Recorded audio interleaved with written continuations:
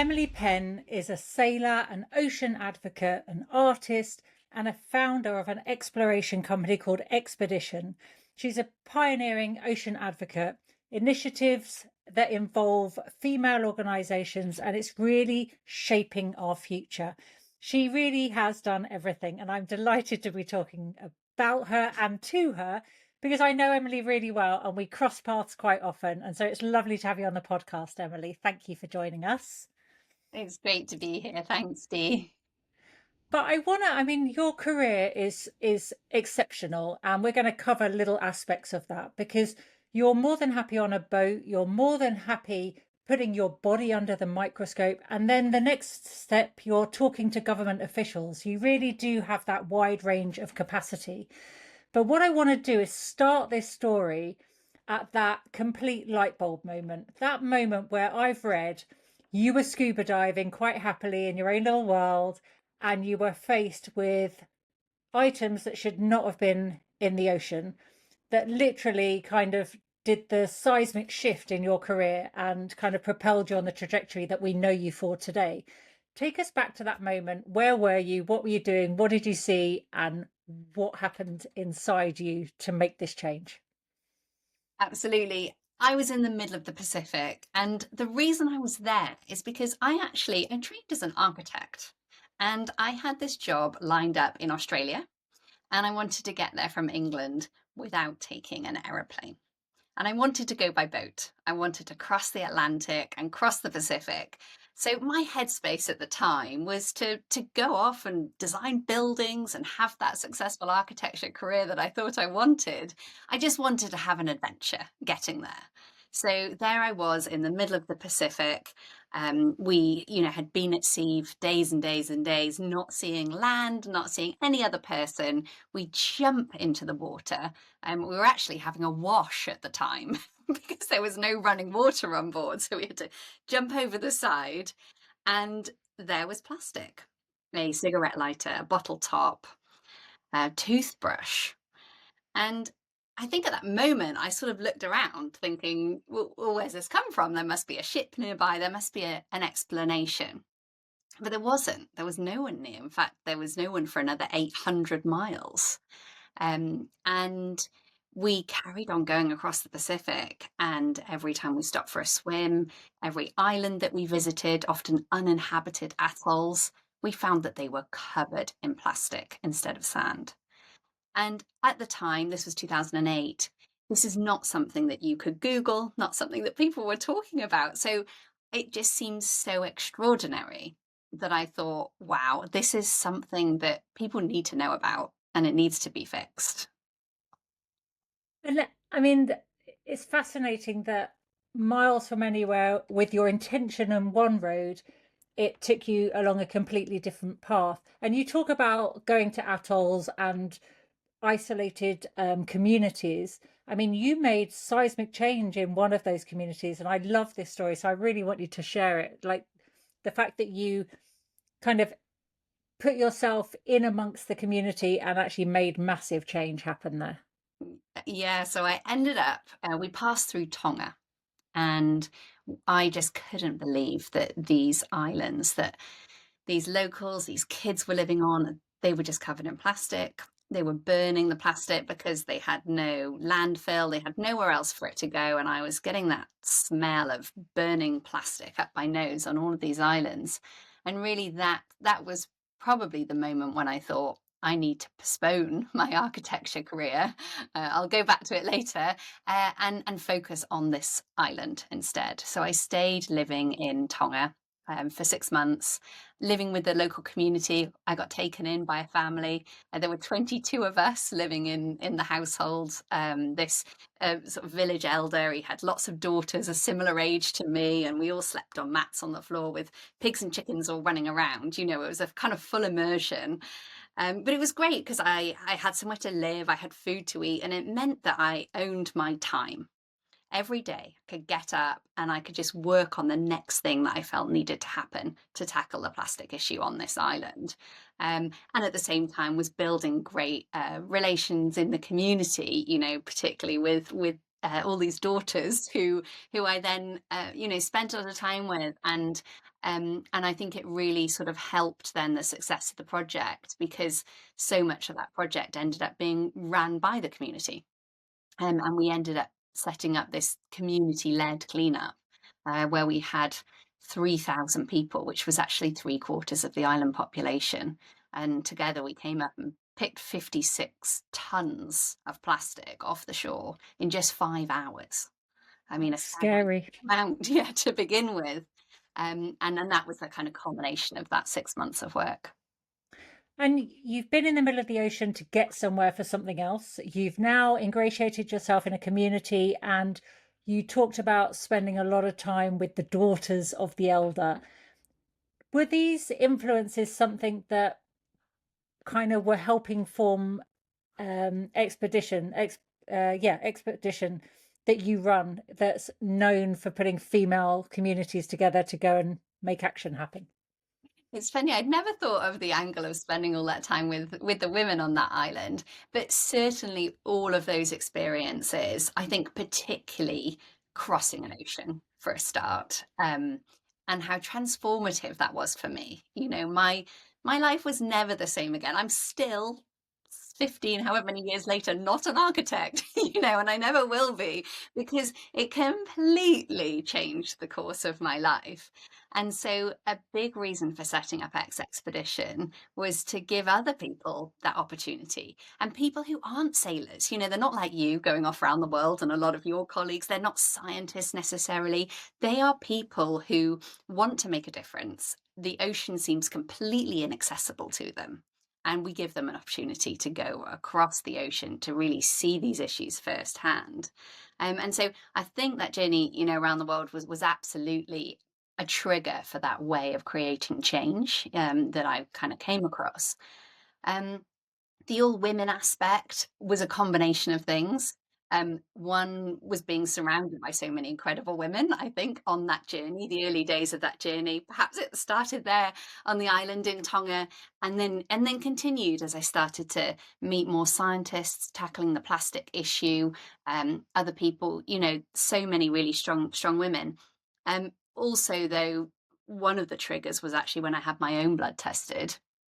I Um, was going to ask about that because it leads so neatly onto it. Because the female aspect is one thing with the scientists and the sailors and joining it all together, but actually the plastic research you did was quite, kind of specific for female hormones and the blood work. So, I mean, the fact that you put your body to medical science literally blows my mind, and the results is what gets me. So, tell us all about that.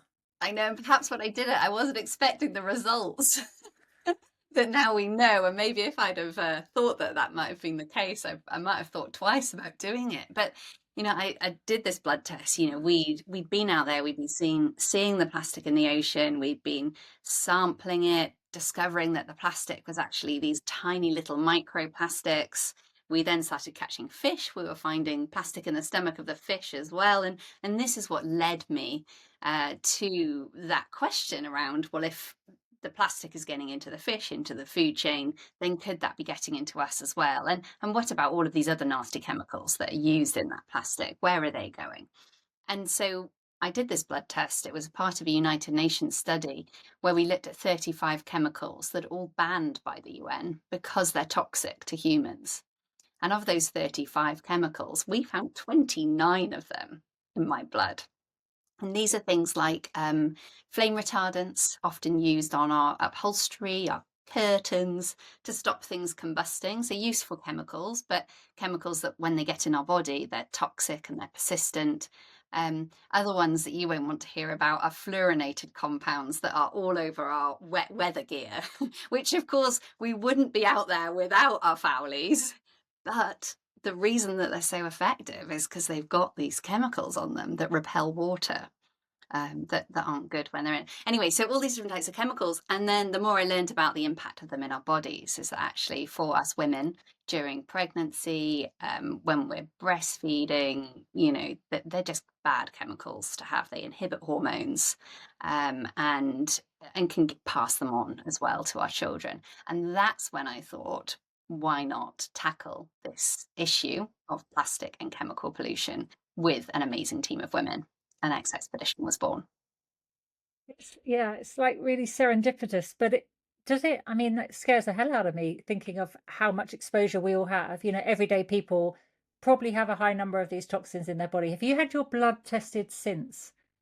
I haven't since. It's actually really hard to do. There was this study going on in 2014 that we were part of. I did it once more in 2015 and it was similar.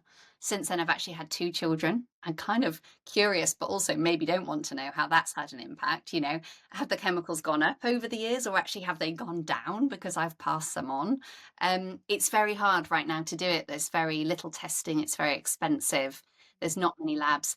There's a lot of people out there who actually don't want to know, particularly industry, really about what impact this might be having. And And have you found that? Because when you have hard evidence, it's very hard for them to ignore you and brush you aside because you have a mm, voice and you have facts. And this is what your research does, isn't it? It actually resonates in facts so you can go and help make a difference. yeah, and actually I think I'm feeling this quite strongly right now. I've just got back from Geneva for the fifth negotiation of the plastics treaty that was just happening a couple of weeks ago.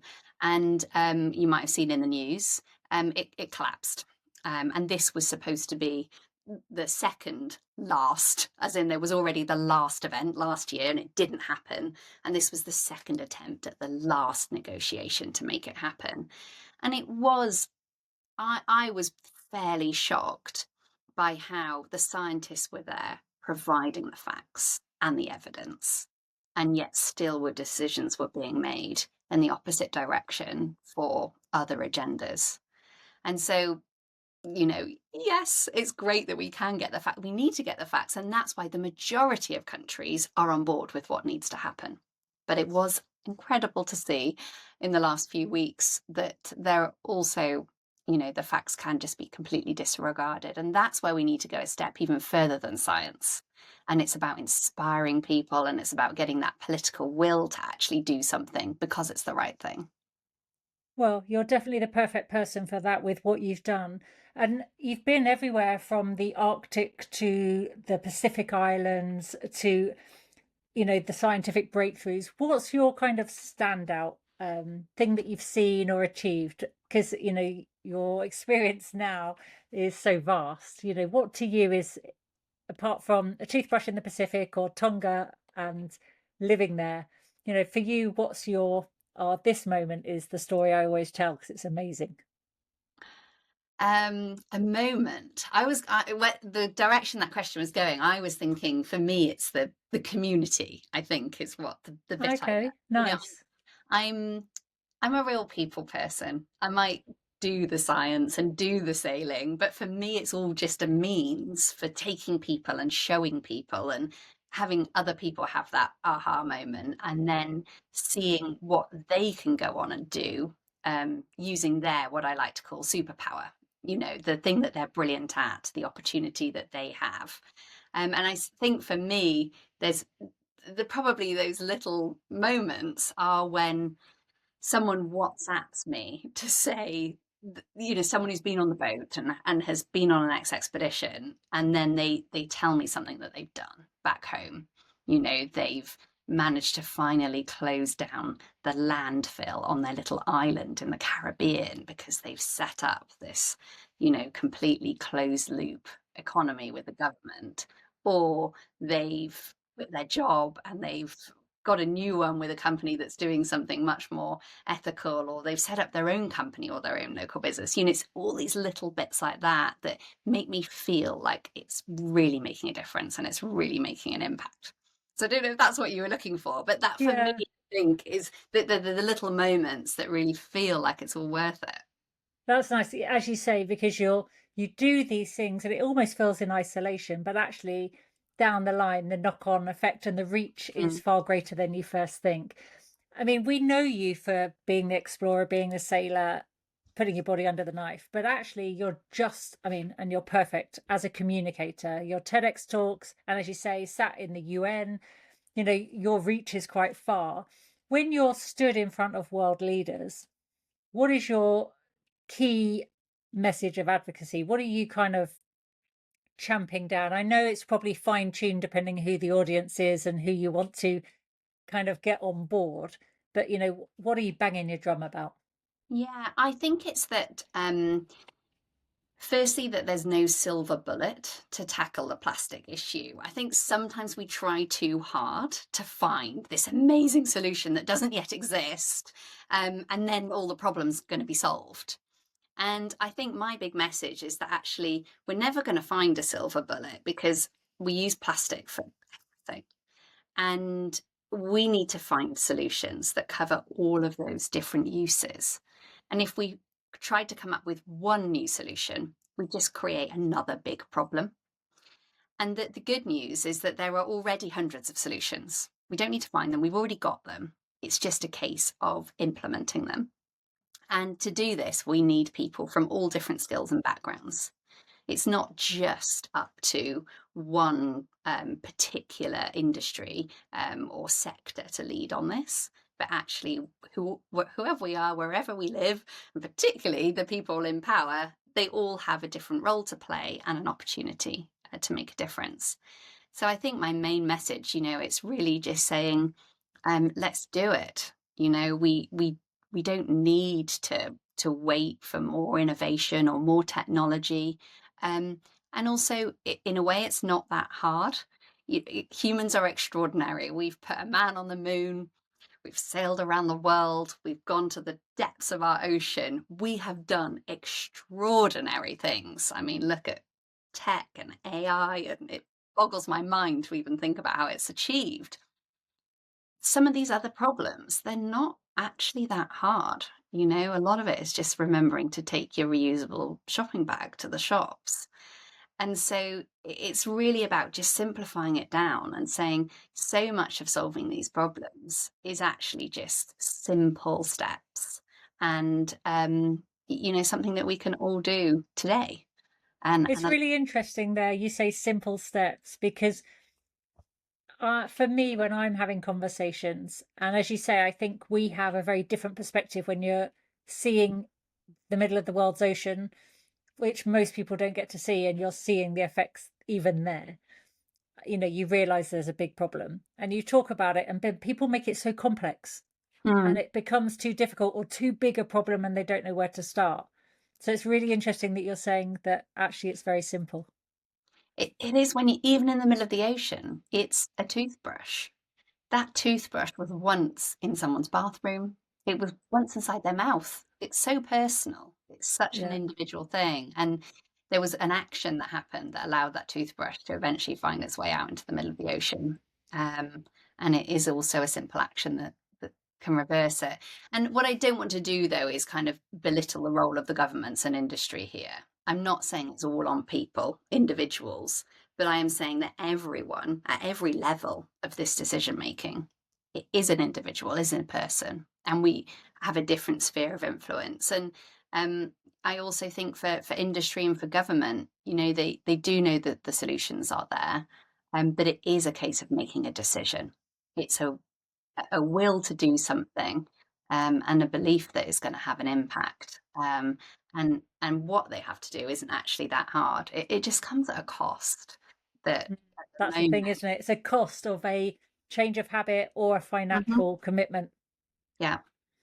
And Um, so now in 2025, as the mother of two, what gives you hope today that things are moving in the right direction? And what are you, you know, in in contrast to that, what are you most worried about? I think that the hopeful bit is just that I think where things were in 2008, you couldn't even Google plastic pollution. Now you can't find anyone on the planet that doesn't know plastic pollution is a problem. It's changed significantly. So we have awareness, and that's amazing. And there feels like a real drive to make things happen. The challenge that we have, and maybe what I'm worried about, is really turning that awareness into action, and can we do it fast enough? Because particularly when we look at the impact on the climate, just in the last couple of years, things have changed significantly.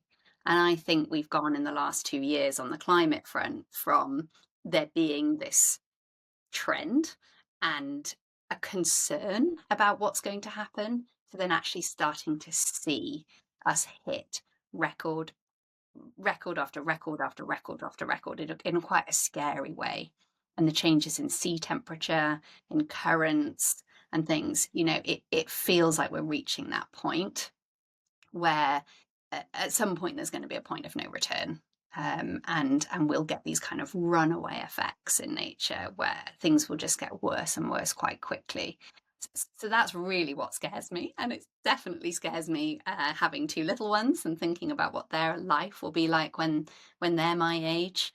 Um, but I think I'm inherently optimistic, and because I see the solutions exist, I feel like we are going to solve this.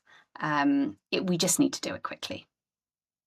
Yeah, time is not on our side anymore. It feels that everything's accelerating. We talk Yes. about we've had a lovely summer weather, but actually the impact of that summer weather is quite scary as well. So it's hard to enjoy what the good bits of what we have and Yeah. realize the impact it's having. Absolutely. We keep calling it a heat wave, and I think now we just need to call it new summer, because it's just how it is now. And that, yeah, it's a great illustration of how much things have changed. And it might feel nice for those few moments of extra sunshine, but yeah, the knock-on effect of the drought and the effect on our crops, and then, what we experience at other times of the year of flooding and stronger winds and things. It's all exaggerated, isn't it? Yeah, definitely in the extreme and all aspects. And for our listeners who are sailors, day-to-day people, listening to somebody of your stature doing extreme things in the topic, what can they do? They want to make a difference, but, for them, they're just one person. How do they make a difference? It's really about asking yourself what's your superpower. And maybe that sounds like you're a superhero, and you're like, well, I'm not a superhero. But we all have something that makes us brilliant, that makes us unique, whether it's, we love chemistry and we want to go on and design maybe some better chemicals to go on our foul weather gear that aren't persistent in the environment. That's one thing that we could do. Maybe we're really good at making Instagram videos that go viral, and we can talk about some of these issues and talk about the things that we want to do about them.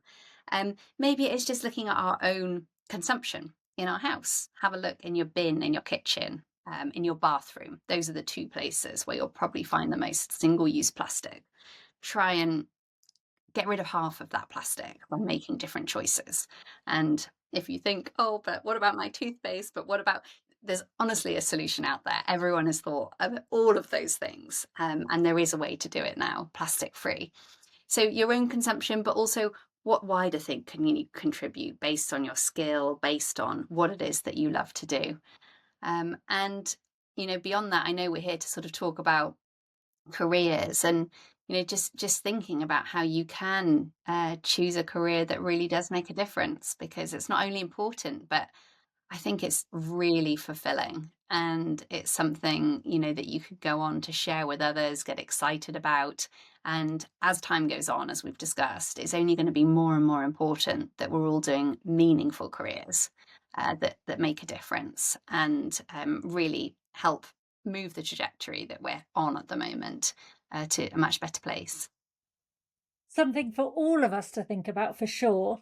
And you talk about, we're talking about careers. Obviously, your intention was to be in architecture. And it's interesting that, that never got a look in once you did your little, I'm just going to take a bit of time out, and it never came back. But with a background in architecture, it must have an influence in possibly the way you think about problem solving, or the way you think about how you're going to deliver the new research or the findings that you make, or how you communicate with your audience.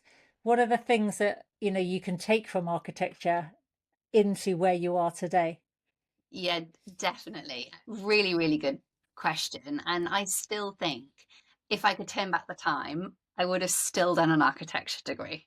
Interesting. Yeah, I would have never ever changed that. And anyone thinking about it out there, go do it, because it's like you've already said it, problem solving. My degree, hilariously, although I probably shouldn't admit this, I managed to get through a 3-year degree without actually reading a book because it was Everyone's going to want to know how and why. everyone's going to want to do. But the degree was all about creating something. You got given a brief, design a building to go in this place for this type of person, to do this type of activity, and you had to come up with it. You couldn't find it in a book. You had to solve the problem. You had to go and assess the site. You had to think about everything else that was going on around it. You had to think about the environment. You had to think about all of the different uses, how you'd move around the building, endless things that you had to consider. And then you had to create something, kind of out of thin air, and put it there and build it. And then you had to be able to communicate it. And you had to build models, you had to draw drawings, and you had to be able to talk about it. And all of those skills are so useful for what I do today. I feel like I'm constantly having to solve problems, and whether it's thinking about the bigger problem of our planet, and all of the different opposing forces and agendas that need to be taken into consideration when solving it, or whether it's just solving the problem of we're going on an expedition and something's happened that we have to suddenly spring on. I mean, Dee, you're the queen of solving problems on your own in the middle of nowhere with no resource. And it's the same sort of thing. You're always having to think creatively and outside the box to fix something. And so, in that respect, the degree was perfect. And also the bit about communicating your ideas and trying to convince other people that this is the solution that should be built on the site, was part of that job. And the same now, you're constantly trying to convince people that, we need to do something and that this is the answer. So I wouldn't have changed it for a second. And I really think I wouldn't be where I am today, even if I'd studied environmental sciences or something else. Not because it's not a good thing to study. If you're a scientist and you like the environment, for sure, go and study environmental sciences. But it wasn't the right thing for me because I'm not a pure scientist. I actually want to be solving problems and communicating. And that's why it was the right degree for me. So I'm a big believer that if you follow your passion, you follow what you're good at, you work out your superpower, work out what is that thing that really makes you tick and really lights you up. If you go off in that direction, you'll always succeed I because like that. So many you transferable skills, isn't it? yeah, and I think any degree would be like that. You'd find those transferable skills because if you do the thing that you love and that you're good at, then you'll work hard at it, you'll do well at it, and you'll develop quicker and further, and then you'll move on into the next thing. Whereas if you go and do something you don't enjoy or you're not very good at, you just sort of don't have the motivation to carry on and you sort of hit a dead end. So think if you can follow your passion, so you're always going to end up in the right place. Or you end up doing lots of crazy things like the pair of us know all too well. And talking of passions, you then had your transference over into sailing, and you did more and more sailing, having Mhm. travelled across to Australia by boat because that was your passion. And you went through the RYA Yachtmaster scheme because Yeah. in 2010 you actually got the prestigious recognition of Yachtmaster of the Year. Can you remember doing your Yachtmaster? I do. I did it in Falmouth. It was freezing cold in the middle of winter, and I'd just come back from the Caribbean or somewhere, and I thought, what am I doing?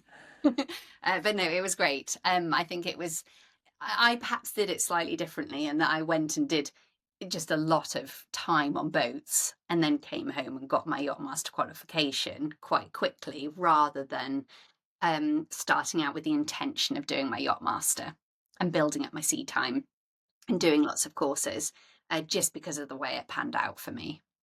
So it's a little bit like taking your driving test, having driven for, every time you're in a car, you're the one driving. You're very confident because you've got the experience of being on the road. Exactly, but also having never had a lesson, which is then a bit bizarre because I think you then have to sort of try and then learn some of the theory that perhaps, oh, you hadn't come across that situation in the past, and then learn about it in case it comes up in the future. So a Yeah. slightly backwards way of doing it, but it was great to come back to do the Yachtmaster. And then, of course, that opened up completely new doors and opportunities for me, because up until that point, I'd very much been a deckhand. I'd been on board. I'd obviously been focusing on the science and the storytelling and things. Being very hands-on the boat, but not in any kind of significant leadership role. So being able to come back, do my yacht master, also professionally, it opened up then doors that I could actually go out. I could be a paid skipper, and then also just take on that full skippering role as well. Which, And talking of that, so you've got your qualification, you have this vision, and you put people on a boat, and you're now in charge of that boat, but you're also in charge of the whole project. Like, how was that responsibility, and how did you manage that? Did you struggle to start with? Because that's responsibility for the people, the boat, and the project. yeah, in honesty, it's too much. It's funny you say, did you struggle to start with? I think almost I did it without thinking. Maybe because it was just had the momentum and it was just the next logical thing to do. And it was only after doing it a few times that I then thought, okay, actually, this is too much. Also, I think the project was getting bigger and bigger, the profile, the media, all of the other parts of the job were becoming much bigger. Yeah, and there's And only one of you. exactly. And so at that point, I got someone else to come in and skipper the boat so that I could then focus on the other aspects of the project. And that is always now how I'll continue to do it. And talking of continuing, there's news, isn't there? There's a plan. We're going to see X Expedition again. There is, yeah, a very exciting Can plan you to. tell us? I should have checked when this is going to be broadcast, but yes, I'll tell you. Um, we are getting back on the water is the big news. Hey, After 5 years of not sailing, we had to stop due to COVID. We had to abandon the boat in the middle of the Pacific, in Tahiti, when everything all shut down. And then I went on to have the two little ones, and it just hasn't been the right time to get it all started again. But now it is. The world is opened up. I'm raring to go again. And so April next year, we will set sail again and be running voyages all over the world, back out there studying plastic pollution. So doing a combination of the scientific research, going out and assessing how things have changed over the years, but also really focusing on trying to stitch together the land and the sea, an area where there hasn't been much research to date, and trying to really understand more about the sources of the plastic out there so that we can have the best solutions implemented on land. So more evidence really to back up and support where the solutions are needed. that's really interesting. I'm going to interrupt just because quite often when you're in a landlocked location and you talk to them about plastic in the sea, they don't see it as their problem because they're not near the sea. Mhm. And it's really interesting to explain that connection that everybody has with the ocean. Yeah, And you stand in the road next to a storm drain and kind of go, look, where do you think this goes? And it's really interesting that connecting it to everybody, because we're all connected to the ocean somewhere, somehow. exactly. Yeah, we all have an impact on the ocean. And then, a nice way of explaining it is also how we also enjoy the benefits of the ocean wherever we live, even in the middle of a continent. Every other breath we take is coming from the sea, from the phytoplankton in the ocean that's producing over half of the oxygen in the air that we breathe. So we all can have a negative impact on it, but we also get to enjoy the amazing benefits a healthy ocean brings us too, which I think is important for everyone to really grasp and understand. But yeah, so we'll be back out there with lots of opportunities basically to get on the water, even without any sailing experience. I mean, of course, it's great if you do have sailing experience, because we always need a few people on board who are able to help the professional crew. But if you don't, it's a really great way to get into it, to be really hands on the sailing, but also to go through this experience of doing the hands-on science, the workshops, the talks, the sessions that we have on board, where really you can like leave one of these trips 1 or 4 weeks later, an expert on the issue, able to take that back home to your community, to your workplace, and do something extraordinary. And the scientists that are supporting the work, where, the research you get, the data you get, where does it go? Like who gets to see it, and what difference does it make? Yeah, so we're working with Dr. Jenna Jambeck at the University of Georgia for the majority of the work that we're doing. And that feeds into a much bigger study that they're working on globally, where they're gathering similar data. So that really helps then with comparisons, and you can see which countries are doing well on certain things, where the challenges are. And then you can adopt other solutions, and just gives us a lot more options for really understanding cause and then also solution. So she will sort of house all of that data centrally. We're looking at various ways that we communicate it through maps. There will be papers published. Ultimately, we're going to be getting it into the hands of governments and businesses, the people who need this data to make good decisions about the future of our planet.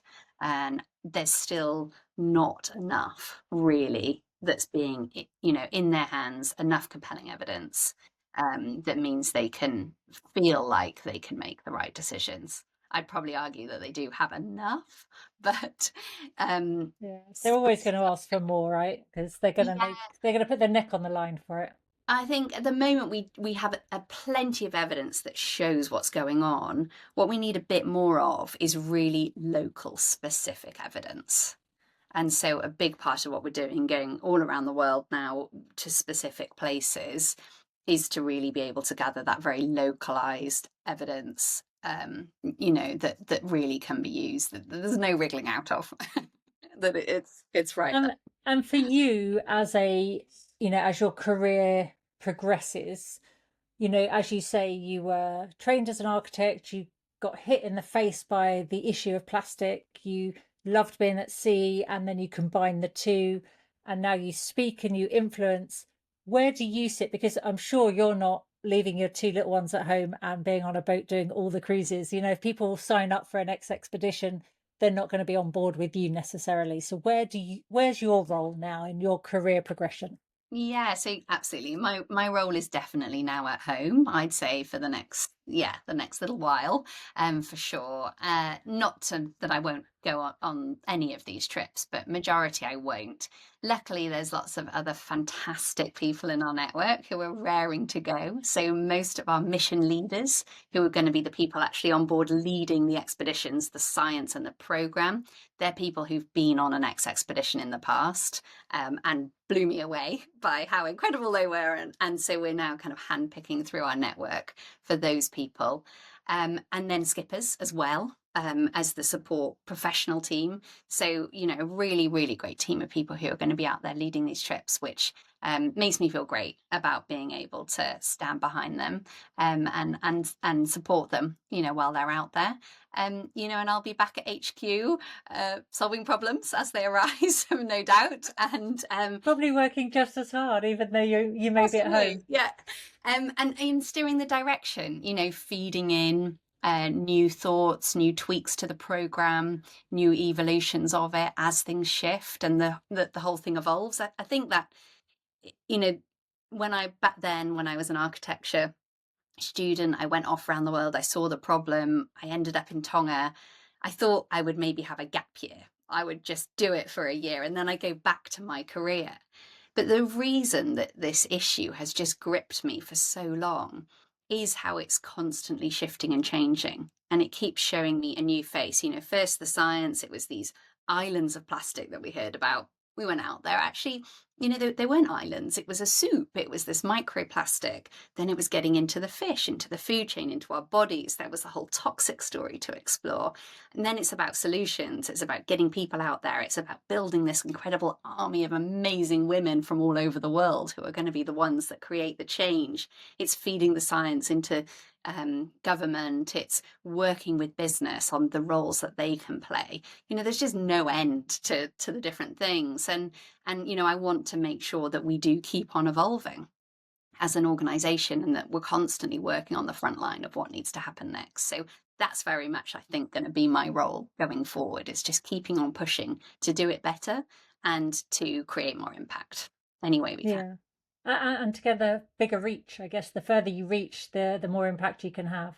Absolutely. Yeah. And is it staying on the female focus, or are you open to blend? Yeah, good question. It is for now, and partly because I want to relaunch, keeping as much the same as we can while we just get going again, and get things built up. We are scaling, so it is going to be different, and we're running things slightly differently in terms of our model. So there's enough change happening already. I'm not ruling out opening it up. But initially, when we relaunch, it is going to be all women. Powerful, but as you say, 50% of the population, you might have an army of men wanting to get on board with the same fight. So, at some Exactly. point, they're going to want to be allowed on board. Yeah, for sure. And you've looked at various locations, and you've mentioned a few locations. Where do you think is the biggest problems lie in across the globe as far as you're concerned? On plastic. Yeah. Yeah, and it's a mix. So there's the gyres, these accumulation zones, and they're between 20 and 40 degrees latitude, north and south of the equator. So you end up with five of these gyres, two in the Atlantic, two in the Pacific, and one in the Indian Ocean. And they're by far the areas that we find the most dense samples of these microplastic fragments. They're totally ingrained in marine life. They're the same size as the algae and the zooplankton and everything else. Really, really extraordinarily hard to clean up. There's also what's going on beneath those. We know now that the plastic's sinking, going down to the depths. We can't even get down there really to measure what's going on, let alone thinking about cleaning up or the impact. So there's those very remote places. And then there's other places around the world that really struggle with waste management.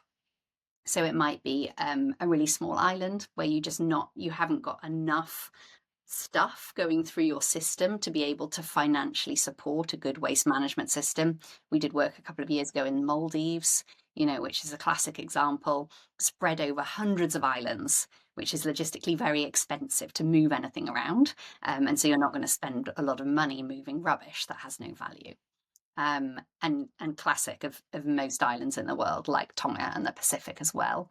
And then there's other countries, that are much bigger, but just, aren't just sort of too poor really to be able to put their precious government funding, that they do manage to have into waste management because they're dealing with fresh water and starvation and things that just do come higher up the list than rubbish. So it varies around the world based on economics and geography. Um, Really, one of the big ways that we're going to solve this is through something like a treaty, where we are getting the richer countries to help pay for waste management around the world, for reducing production of plastic in the first place, and alternatives being then more widely rolled out so that everyone in the world then has access to them.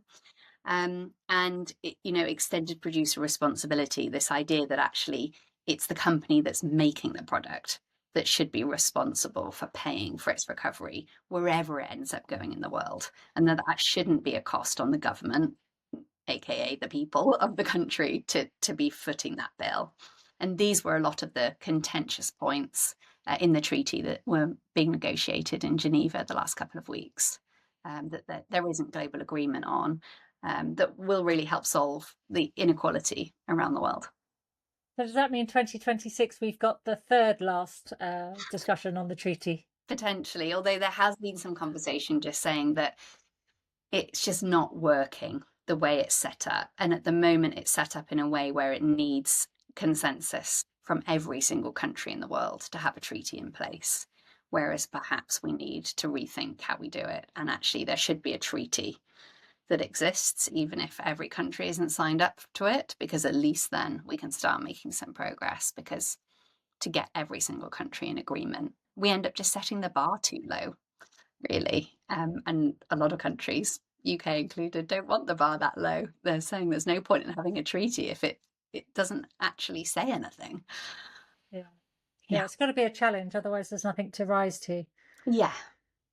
Yeah, well, Emily Penn, you are the lady that was make it happen, I'm sure. And it's great to hear that X Expedition is back and going to be out on the water making a difference. I'm excited by that. And I just want to say thank you for spending time talking to us and talking about your career and how varied it's been.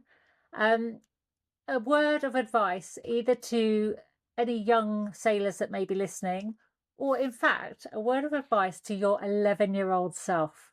Because I think back at 11, you had no idea you were going to have reached and done the things that you've done. So, what would you say? You know, thinking of your two little ones growing up, what's mum going to tell them? Oh, I was all ready for advice to others, but advice to Ah, age 11. Um, I mean, maybe it is the same, but I think because it took me a little while to figure out, and if I'd have known it at 11, I just might have got there faster. But I think my biggest bit of advice I would also give my children is, as they grow up, is to really think about what it is that they can offer when they want something in the world. And there's the reason I think focus on this one is because I suspect there's quite a lot of people listening who are game for an adventure. You know, they're sailors, they love the ocean, love the planet, wanting to get out there, and quite possibly wanting to do something extraordinary, wanting to have an amazing career, and wanting to have an incredible adventure and make an impact. And so when you're thinking about what it is that you want to do, think about what it is that you can offer someone else. If you're writing to Dee or one of her team about, you know, getting involved, or writing to me or one of our other friends, colleagues, think about how you can say, you know, this is what I can do. This is how I can be part of it, rather than what it is that you want, what you want from it. And it's something that I definitely kind of figured out as I went. But being able to, you know, get my break of getting across the ocean that then led to everything, and then each of the incremental stages that followed of myself then becoming an expert in plastic pollution without going to university, you know, it was because I learned that from other amazing people. And I managed to get myself alongside them close enough to absorb all of the information, ask all of the questions, and keep on, you know, growing. And I figured out the best way to do that was to go to those people, telling them what I could do for them. sage advice. I like that. So they couldn't say no. And then I was there, I was in, and then could kind of learn a bit more and then figure out the next steps. And I think for my two, I'm going to always encourage them to just put themselves out there, and just, you know, obviously go out there with as much energy as they've got. And I already said it earlier, you know, follow your passion, and that will always lead you to the right place. But you know, when you're looking to kind of get ahead, make your next step, yeah, what can you give to someone else that will get you in the door? And I who like knows that. where it'll lead? Wise words from Emily Penn. So we've got to have a passion. What can we offer other people? And then we'll find our superpower. And I like that. I think we all need to find our superpower. So, Emily, thank you for helping us think about our own superpowers. Thanks, Steve. Thank you for listening, and join me next week where we find out what it's really like behind the polished decks of a super yacht and what it's like to coach an Olympic athlete in incredible careers from super yachts to super racing starts.